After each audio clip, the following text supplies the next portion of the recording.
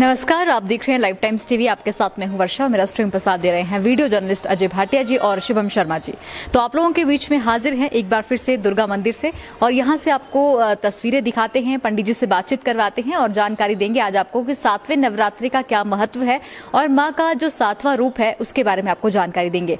तो सबसे पहले पंडित जी, आपका बहुत स्वागत है लाइव टाइम्स टीवी में। नमस्कार जी, धन्यवाद जी। तो पंडित जी, आज 7वां नवरात्रा है माता का, और इसके महत्व के बारे में आप हमारी जनता को बताइए और माता के रूप के बारे में विस्तार से जानकारी दें।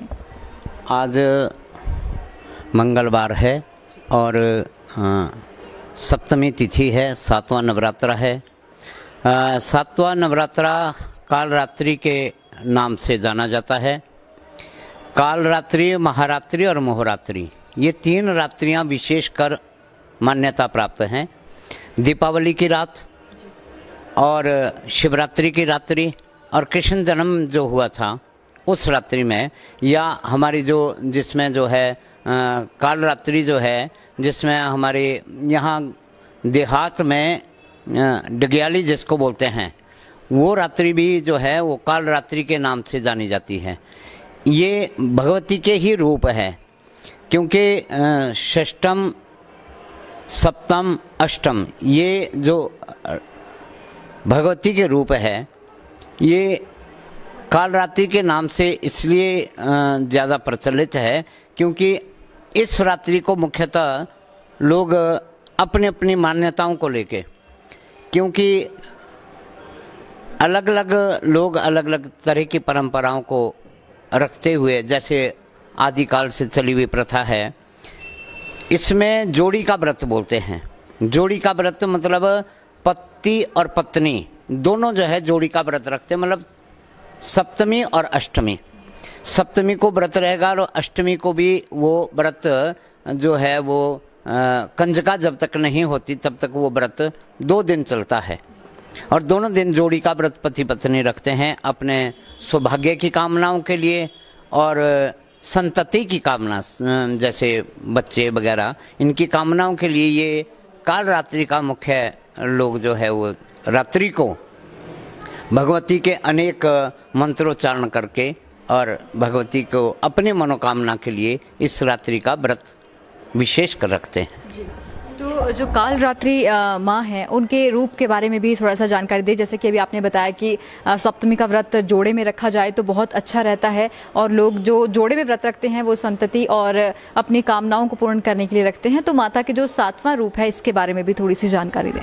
वैसे तो अनेक जगह में इसके अलग अलग रूप माने गए हैं। इसका एक रूप जो है वो भगवती भग्यायनी जो आपके कांगड़ा में है, वो भी काफ़ी उसकी मान्यता है।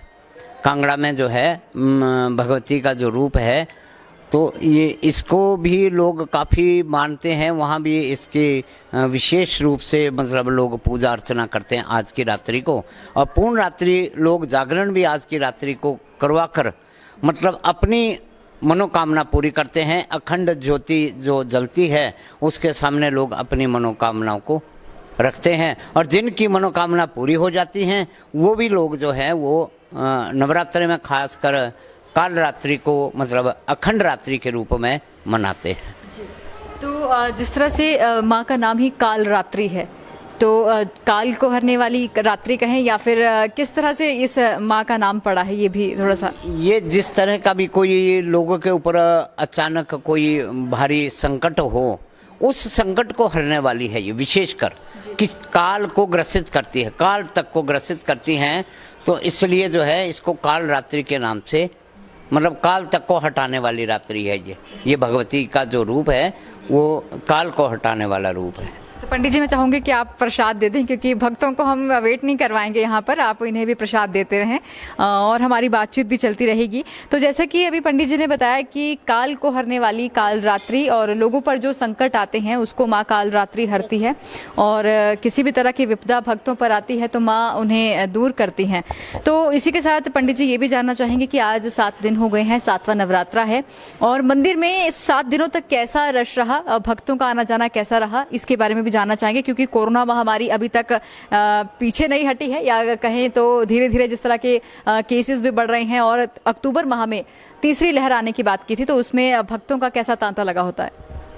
लोगों में उत्साह बहुत भरा पड़ा है, क्योंकि बहुत हो चुका है। लोग यही कहते हैं कि नहीं, अब बस काफ़ी हो चुका है।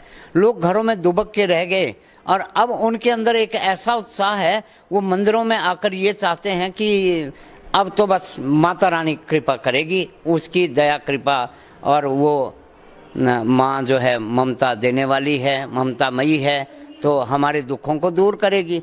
तो इसलिए जो है लोगों में बहुत उत्साह है, लोग आ रहे हैं और काफ़ी रश चल रहा है, मैं ये नहीं कहूँगा, लेकिन लोग अपना भी ध्यान रख रहे हैं, इसमें कोई दो राय नहीं है कि मास्क लगा रहे हैं, और सैनिटाइज हमने जो लगाए हैं मंदिरों में, वो हैंड सैनिटाइज, हाथ को साफ रखते हैं, चेहरे को साफ रखते हैं, पूरा ध्यान रखते हुए लोग आ रहे हैं।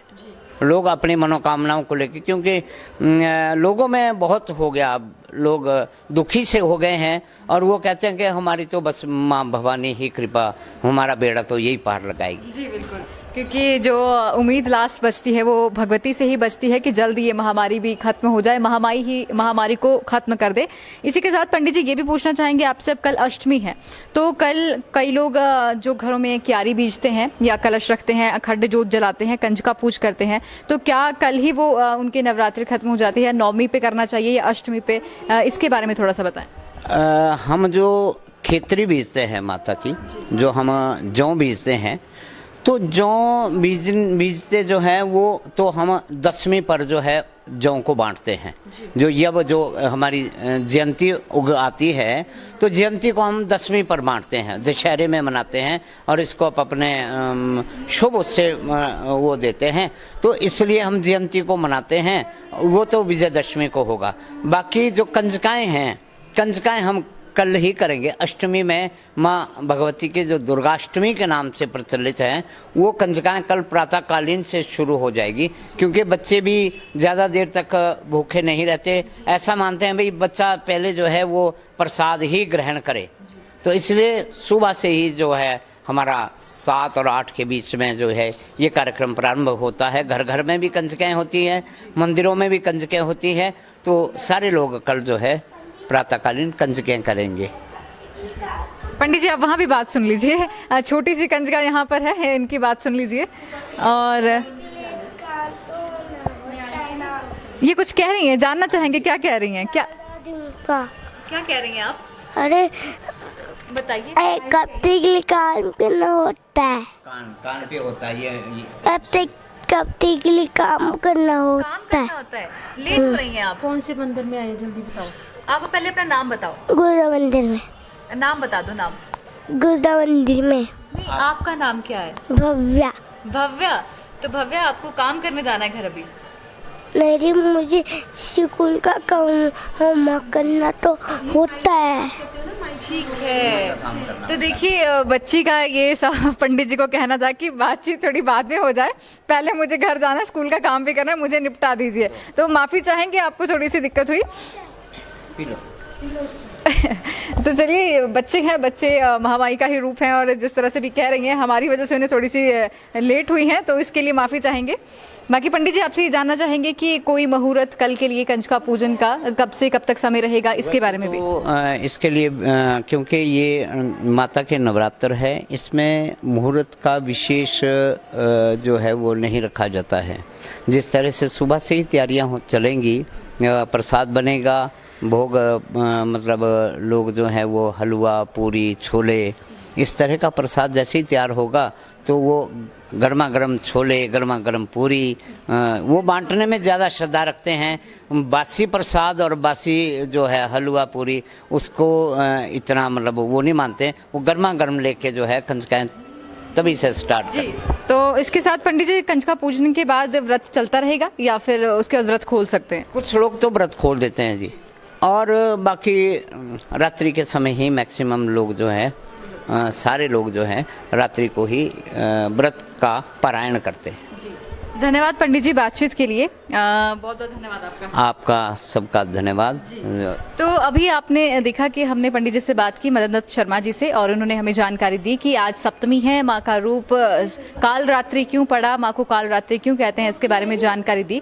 और साथ ही जिस तरह से पंडित जी ने बताया कि कल अष्टमी है, तो जैसे ही आप लोग अपनी सुबह पूजा शुरू करें, अपना भोग बनाएं, तो कंजकाओं का पूजन आप लोग शुरू कर सकते हैं।